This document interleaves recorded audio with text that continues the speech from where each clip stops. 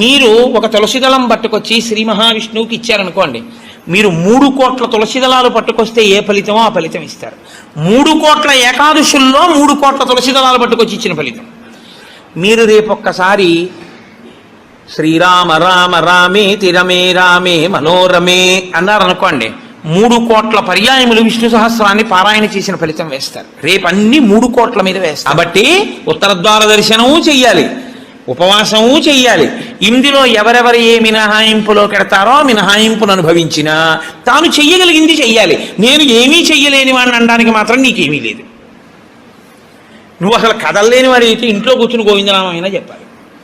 కాబట్టి రేపొక్క రోజు ఉదయం నుంచి కనీసం రాత్రి నిద్రపోయే వరకు జాగరణ చేయకపోయినా, నిద్రపోయే వరకు భగవన్నామమునందు మాత్రమే నిబద్ధుడయ్యుంటే అంతకన్నా భాగ్యమే ఉంటుంది.